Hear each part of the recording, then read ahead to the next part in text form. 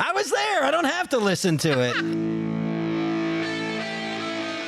When you live in a beach resort, it's easy to forget whether you are playing or working. On each week's show, we settle in with a cocktail and try to figure out if there is a difference. This is Day Drinking on Delmarva. I am Todd from GoodCleanFunLife.com. And I am Tony Russo, no relation, and we're here at Bethany Blues in Bethany Beach, Delaware. This is Day Drinking on Delmarva. We're still getting our feet under us with the new intros, because I think I'm supposed to say something else. And Right. It's Day Drinking on Delmarva. It's like... Oh, that's right. We're supposed to come up with a... Did we come up with one?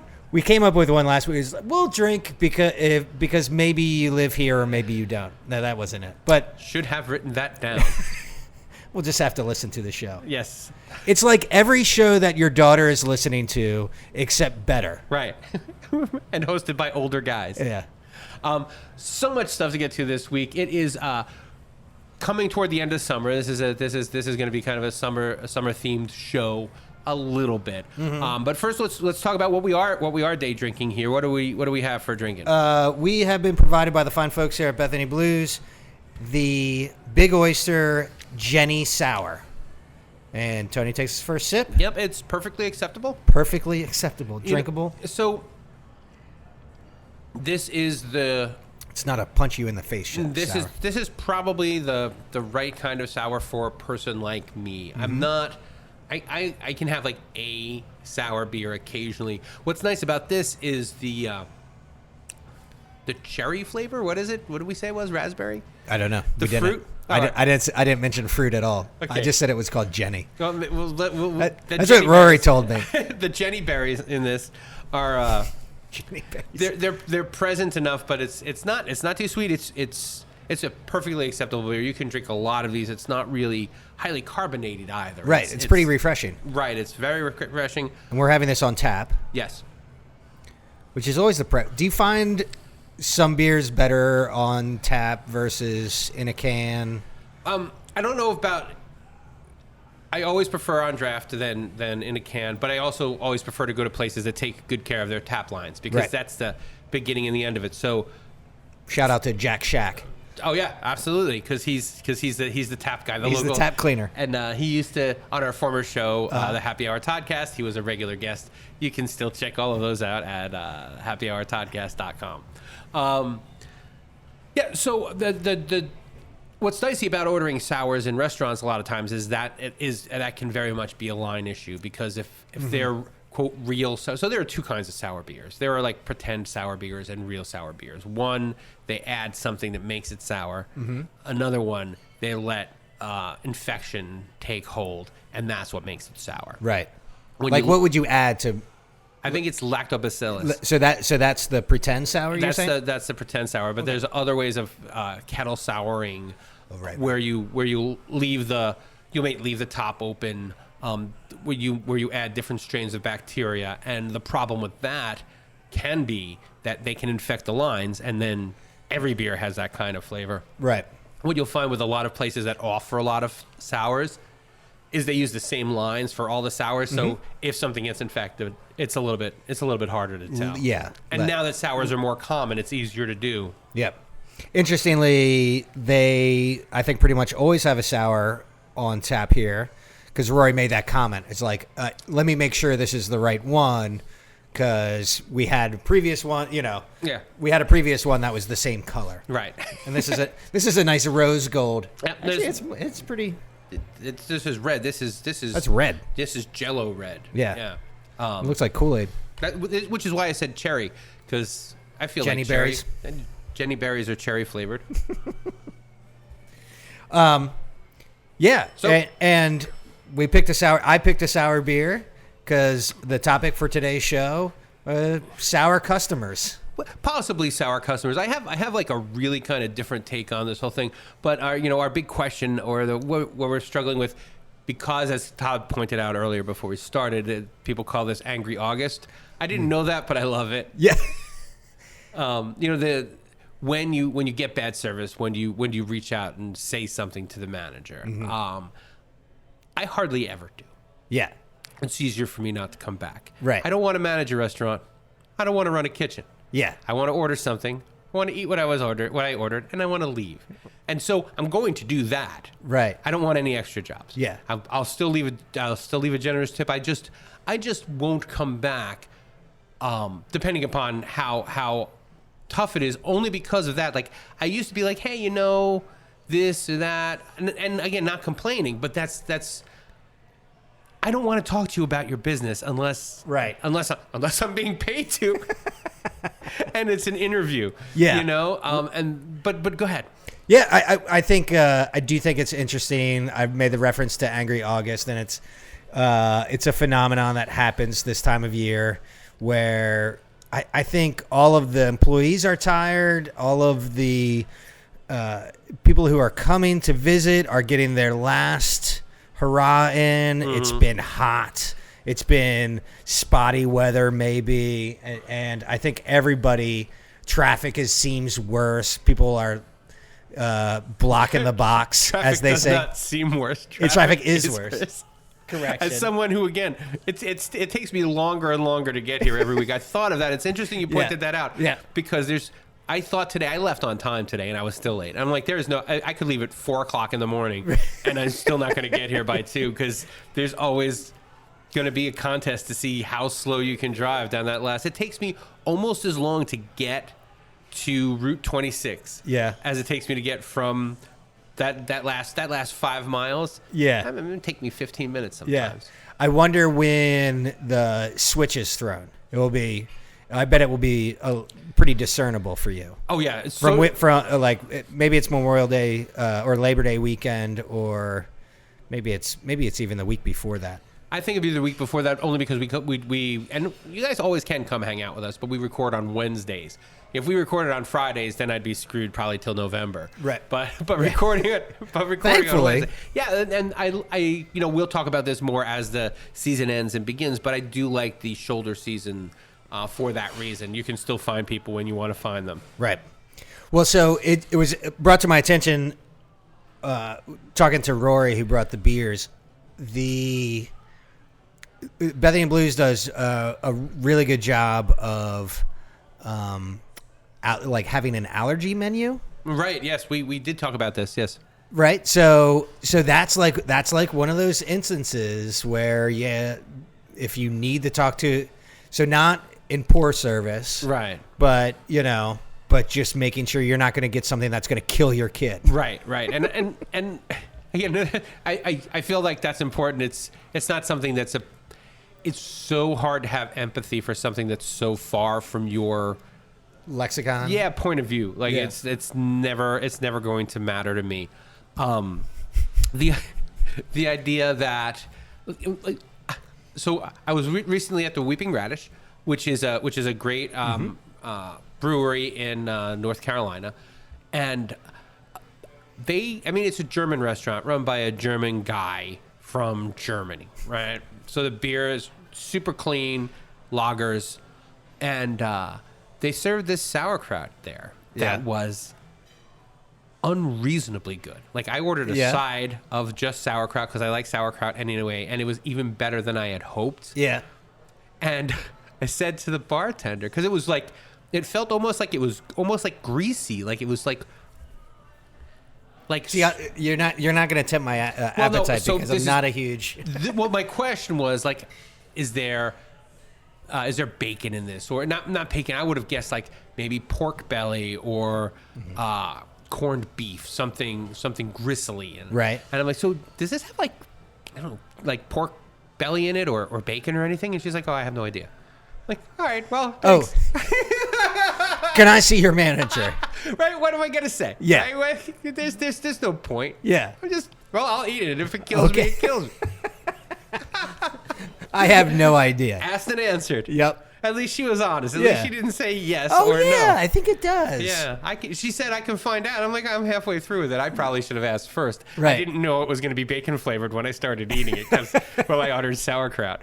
And don't get me wrong, it was fantastic. But as a person who generally doesn't eat meat, right, and certainly lays off bacon, that I lay off bacon. I lay off bacon because I hate everyone. I hate how excited people are about bacon. Now, I do too. It's just my cultural repulsion at bacon now. Right. It's nothing to do with the flavor. I mean, I don't eat, again, I don't eat processed meats in general. But I feel like instead of saying, now with bacon, say, we just got lazier. Right? Now with even lower quality beef. Right. But there's bacon, so you won't notice. Yeah. You know? Yeah, the obsession with bacon, I always like to point out, I feel the same way about pickles as most of the world feels about bacon. Or at least most of the United States feels about bacon. Like, you put a pickle on anything and everything, and I'm 100% behind it. But I say that to people, and it's amazing how they latch on to, you don't like bacon? Yeah. Like, no, I didn't say that. But I don't. Right. So what are you going to do about it? More for you, right? It has to do with this kind of tribal nature that we have. I think about this. We were talking about voting for culture a couple weeks back, and it's this same idea. Like, well, but I thought we were the same. I thought we were in this club. Yeah. And this club thinks everything that I do. Like, all of us think the same. That's why we're in this club. And when you're like, well, I don't think about this. I don't think this in that club. They're like, oh no. You're cool. You like to go out. You like to have fun. You like to eat food. You must think that nothing is better than bacon. And you're like, well, actually, there are many things that are better with bacon. They're like, no, now you're not in the club. And I can't stand that you're not in the club, because now you're making me think that there's something wrong with me for being in the bacon improves everything club. Or you're in the club in every other category. That's what breaks their heads. And like, how can you not? It's funny. My brother once said to me, it's like, they make turkey bacon that tastes just like real bacon. I'm like, I don't give a fuck. Yeah, it's fine. And again, I'm not. If I liked bacon, I would eat bacon. And again, I'm not grossed out by bacon. I just don't. You're not going to call the manager. I'm not going to. Again, under any circumstances, I'm not going to call the manager. Actually, because we had this discussion about beer, I will tell you when I wrote that show idea down. Okay. I was in a restaurant in Salisbury. It's not going to go nameless for any other reason than I can't remember the name. Okay. The Backstreet Grill. The Backstreet. And I ordered one beer, and they brought me a completely different beer. Oh yeah. And I was like, is this the? And I am a beer writer, and what they gave me was not a stout. It was a big golden thing. Yeah. And I said, I said, is this beer? Because this tastes like cold. It tastes like Cold Snap. Yeah. And it was supposed to be Snow Pants. And the bartender's like, Cold Snap, Snow Pants. Oh, yeah. The names are similar. Right. And I grabbed the guy. So that was the last time I ever grabbed the manager. Yeah. Right. I said, he told me, Cold Pants, Cold Snap, Snow Pants, same thing. He didn't say, let me get you a beer. He didn't say, I'm sorry I gave you the wrong. He didn't even take it off my fucking bill. Yeah. And the guy's like, well, you don't have to pay for it. I'm like, no. You don't have to keep putting him back here. If you keep doing that, that's on you. I'm just not going to drink beer here anymore. Right. And it's as simple as that. I just don't go. Yeah. Because I don't go out often enough. I'm one of those people who also believes that don't go out unless you can not worry about what you're spending and tip generously. Yeah. And right. So I go out way less frequently than many people do. Yeah. But as a result, I get mad quickly. But also, I can boycott almost every restaurant because there's always going to be one left. Well, I thought you were going to say because you can find something wrong with everyone. Yeah, but it's not about finding something wrong. It's just don't put me in a position where I feel like the jerk for having to say something. Like, if there's a mistake, there's a mistake. But when I feel like that, like, I don't want to be a jerk, but he literally gave me the wrong beer and then thought it was funny. And they're like, oh, well, that happens sometimes. Right. I'm not in the restaurant business, but I feel like that's not what should happen. So here's a question that kind of turn it on its head. I mean, you do the tip. Like my thing, we go to the restaurants. We work a lot with bars and restaurants. I'll leave an obscene tip with stickers. Like, so that, that's my form of like, building advocates. Right. Bartenders who are advocates. But the question was posed is like, how many times do you ever ask to see the manager because of a great experience? Or, like... Never. Never. I see the manager when I come back the next time. That means it was a great experience. There you go. I'm like, hey, I see you. You see that I come back. that's enough. Right. Like if you don't notice me, if you see me lots and then don't notice me anymore. Right. But again, I'm not in the restaurant done business. that. Yeah. I'm not in the restaurant business, so I don't care a lot. And what I want to know is where the satisfaction comes from. Right. Because I feel like the couple times that I've complained, like I was just telling you my little snow pants story, right? Yeah. There's zero satisfaction. So there's no margin in it for me. Right. And so now I feel more like an internet troll where I'm like complaining to get that guy in trouble. Yeah. Right? Right. And that's definitely what it feels like. It yeah. feels like and so why are you complaining? Are you complaining because you want their restaurant to run better? Why? Yeah. And are you complaining because you want to get that person in trouble? I guess, but again, Yeah. if there's I'm really, really interested, and this is why I thought it was a good topic, but I'm really, really interested in what gives us satisfaction when things have gone wrong. Yeah. And I feel like if there's nothing that's going to satisfy you, you should keep your mouth shut. Right. And for me, I'm like, well, anything less than burning this place to the ground Right. is not going to satisfy me. Yeah. And so I'd rather just be not satisfied and also not doubly not satisfied because the person's like, well, yeah, snow pants sometimes. You know? Yeah. Well, and I do think it's interesting, and I'm not a complainer. I understand how the restaurant business works. If there is a problem, and it's one of my client places, I definitely will say something in the vein of, "Hey, by the way, Did you see this? honest mistake. Somebody sent out stale chips with the nachos. Right. What? Oh, okay. Well, let me go take care of that. Like, it's not a. No. It's a correction. It's not a critique. But it's also they're reaching into your pocket at that point because fewer people coming in or Yeah. you know once Right. if people Yeah. start I got a skin in the game. yeah and that makes sense. And I guess if it was like I don't know, I guess it was a friend of mine's place. I don't have any friends who own restaurants, you know. There's Right. there's a I think I would do it. I think I would do it at any place that I like and I can see the potential.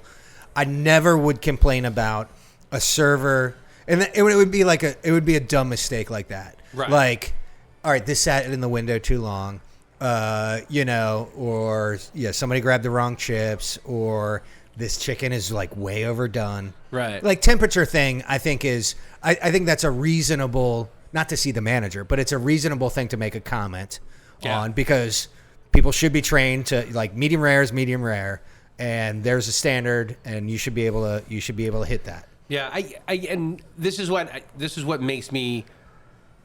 I'm the outlier here. I'm the person who is not in this club, only because as soon as something goes wrong, I can't be satisfied because my only my only requirement, and I Right. have really low standards. Let me be clear. Yeah. Like, I don't care if you drop the forks on the floor as long as there are forks on the table when I sit down. Yeah. And if there aren't any forks, as long as forks come eventually, that's fine. Or if I ask for forks 3 or 4 times, as long as eventually I get a fork, Right. that's fine. Yeah. I've given up on making sure. I've given up on, like, getting my beer refilled at bars. That's just not going to happen anymore. That's from an old timey thing. Yeah. Back when I was a youngster, you would drink a beer and the bartender would notice you were coming to the end of the beer and they would walk up and say, "Would you like another one?" Yeah. And now there's this weird dance I have to do where I drink all but the last little bit in case I'm choking to death and hope that they notice and come over. And this way it's easier to just go to 2 or 3 places that you know. And this is why people go to Applebee's. Right. Because Yeah. stuff like that doesn't happen at Applebee's. And if anything goes wrong at Applebee's, they're like, take it for free. It costs us a nickel. Yeah. Right? And if anything goes wrong at Applebee's, you're like, well, it's fucking Applebee's. It is Applebee's, right? That's the thing. Like, you have low standards, and they have a high return rate. Like, yes, here's a mediocre dinner, served mediocrely, prepared mediocrely, Right. And if it's too mediocre for you, don't pay. We don't care. Right. Because Just leave. Just leave. Yes, that's fine. Here's your $50. Have a nice day. Yeah. Because it costs us $2 to have a waitress help you, and it costs us $18 for the entire meal, Yeah. including traveling and storage. Right. You know, so that's why I think, like, if I can go back to what we were saying about Bethany, like, that's why, like, oh, I have this allergy. Well, here's our allergy menu. Right. That's classy. Right. You know, and not in the funny, classy way I was saying last week. But it is also part of their, it's part of their checks and balances, right? Like a manager has to sign off, and if it's like a serious peanut allergy or, you know, one of the ones that are labeled as more dangerous, like the manager has to deliver it. Right. So that, you know, that's a good policy for the business to instill. You're ringing people's bells. Yeah, to make sure you're hitting on all your marks, and, you know, and you're being careful or whatever. Mm-hmm.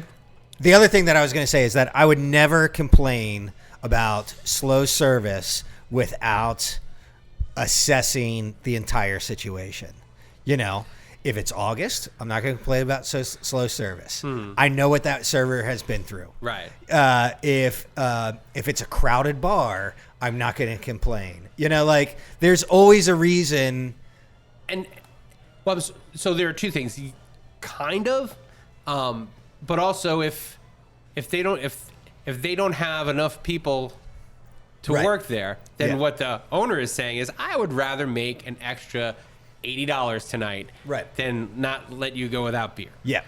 And so that's what, you know. But I don't want to be in the restaurant business. I do not care. Like, clearly, if it's busy, like if you sit down in the middle of a busy restaurant and you order like a proper meal, it's going to take some time. If you go to a decent restaurant, it always takes time. That's what I try to I just go to better places. Yeah. I expect to wait for my food. Yeah. Because they're not microwaving it. You know, they're like, all right, well, now we got to go kill that cow. We got to bring it over here. We have to, you know, say special prayers over it to make sure this weirdo with his grass-free beef or whatever gets it. You know? Like, it's supposed to take time. Right. So I don't, like, if you want quick, go to McDonald's. Yeah. Go to McDonald's. And then you'll still get slow, but then you can get mad and get your meal for free or whatever. Right. And you know what it will taste like. And even though you haven't had McDonald's in 15 years, I literally was really hungry and thought about stopping at McDonald's because I was, like, on the road today. And I haven't had it in I don't know how long. But I am absolutely certain that I could bite into a $1 cheeseburger, which is probably now $3, and it would taste exactly like it did 15 years ago. Maybe.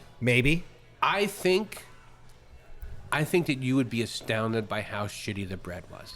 I think you'd be distracted by it. You look at those big shiny buns, Yeah. and I'm like, that's I don't know. I feel like I don't know. I and again, why? There's no margin in it for me. Like, I won't feel $1. I won't feel $1 happier for having had a cheeseburger. I'll feel $4 worse for having had it, just because it's.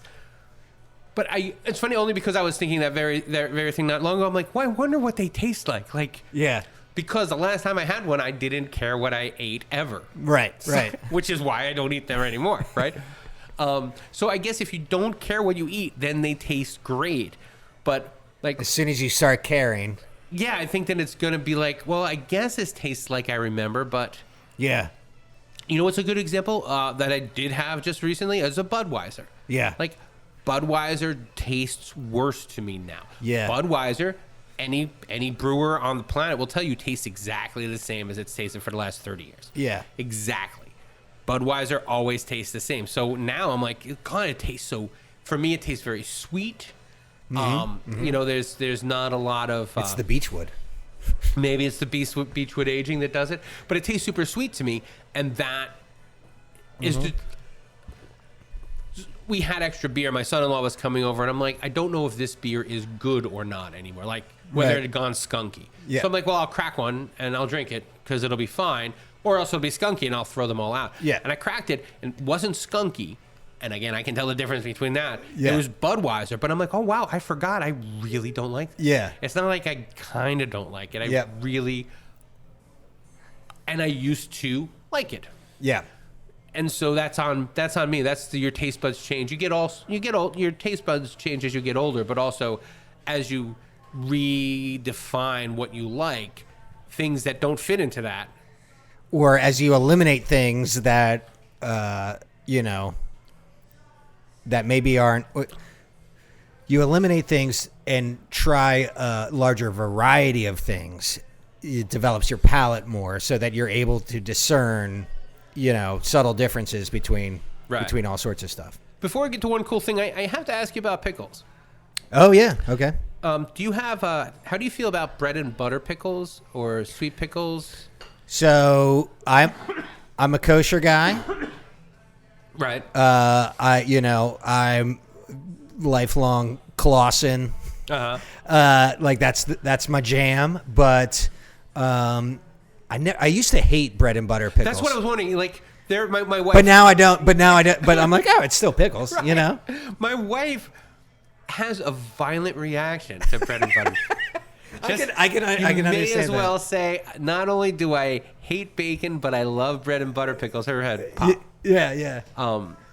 And when I was wondering, we have our nieces visiting us, and she was also very, like, anti bread and butter pickles. Right. And sometimes you have a thought first, and then you get to feel smug about it, and that's me. That's like my whole life, right?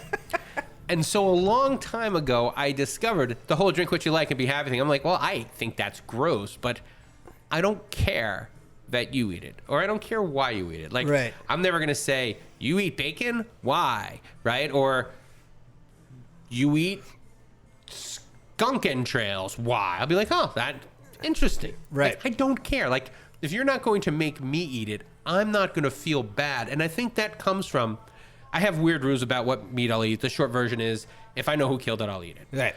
And this bothers people all the way to their shoes. Yeah. And I don't know why. Yeah. No, it makes complete sense. It doesn't bother me one bit. It makes sense. But people, they need me to justify it to them.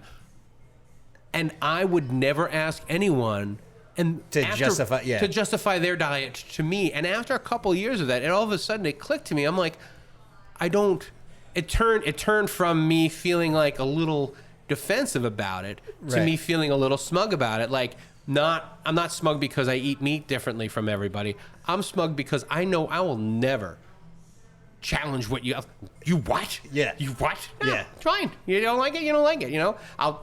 My son-in-law drinks Budweiser all the time. I love him dearly. I buy it for him. I just don't drink it. I don't care. Like, sometimes we'll have parties and we'll have like a pepperoni or something, to eat. Or a little cheese tray. Right, yeah. And I don't care. I'm just not going to have it. Yeah. Is that okay with you? Yeah. No, it is not okay with anybody, and it will always baffle me. And the bread and butter pickles is like an easy way to, like, my wife gets so mad about the bread and butter. She gets mad that they make them. Like, she's mad that there's such a thing. Well, part of me wonders if at some point I got on the pickle club so hard that I had to, like, I have to accept all pickles pickled things. Yeah. It's funny, we have a number of friends who are vegan and run into the same thing. I feel differently. Some people do it for different reasons, moral reasons, health reasons, save the world reasons. Right. But my favorite meme or quote or what have you was, if people worried about where vegans got their protein as much as they worried about, healthcare for all, the world would be a much better place. It's what do you care? I think I heard a comedian say, like, where do you get the protein? What do you care?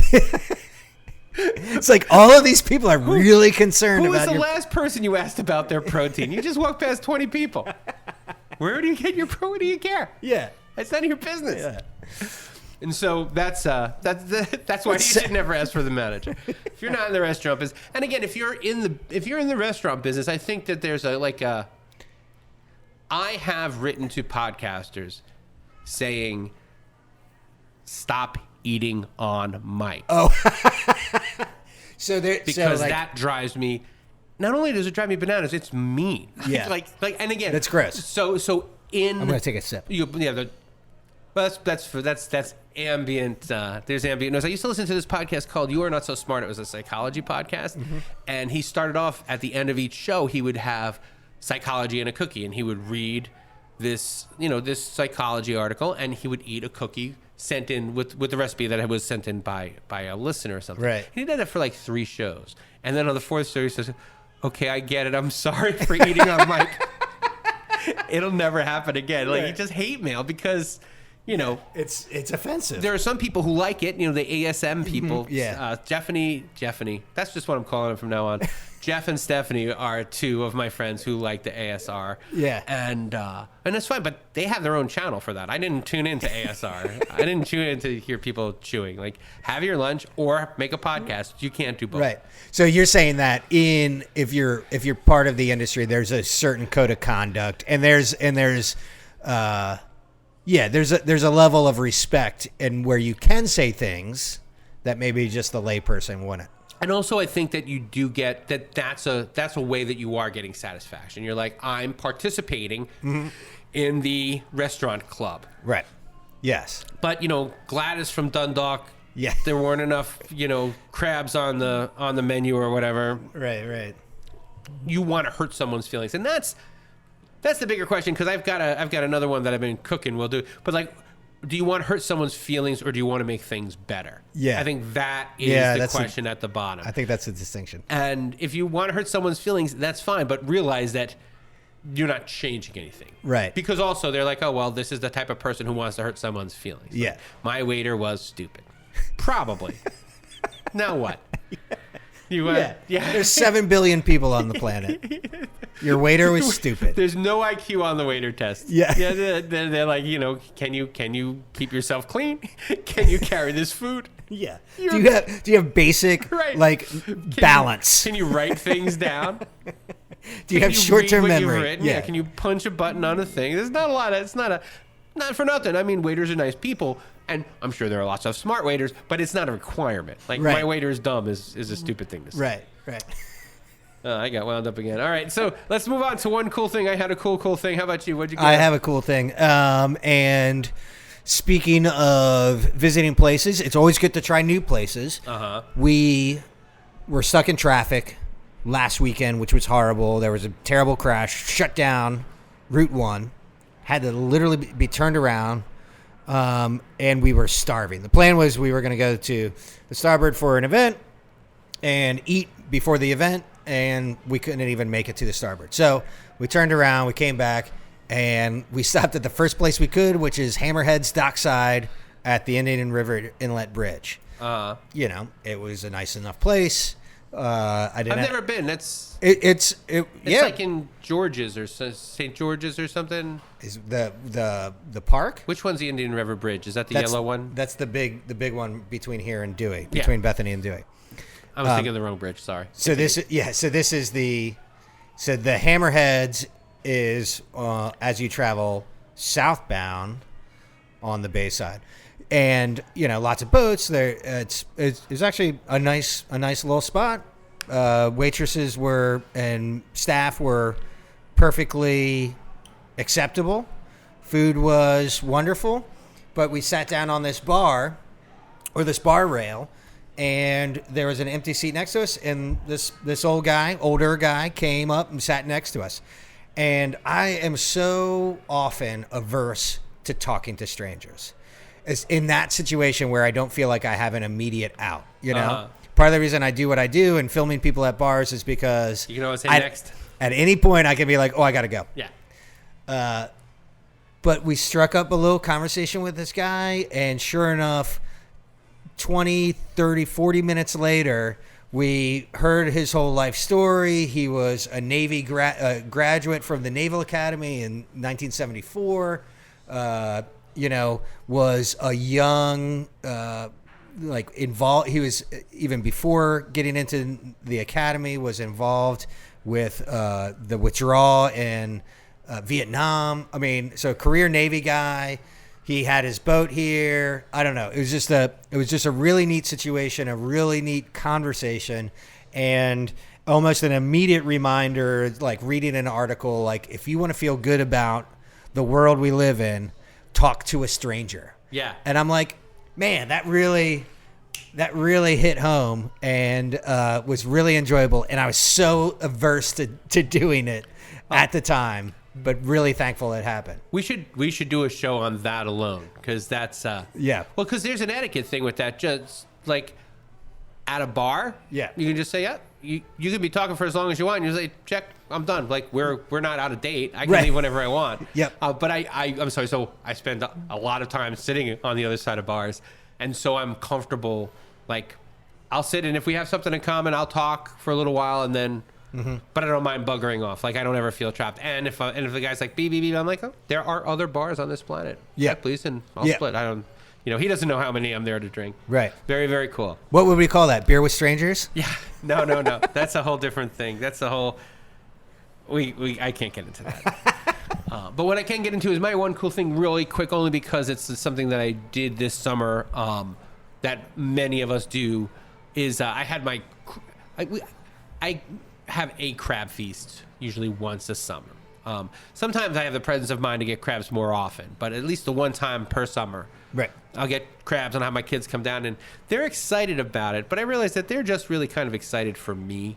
Yeah. Because they're not nuts. Like, I eat crabs, and my son-in-law, Thomas, will eat crabs. My daughter, Melissa, will eat a couple. Yeah. And that's pretty much it. And I still get a bushel anyway. Yeah.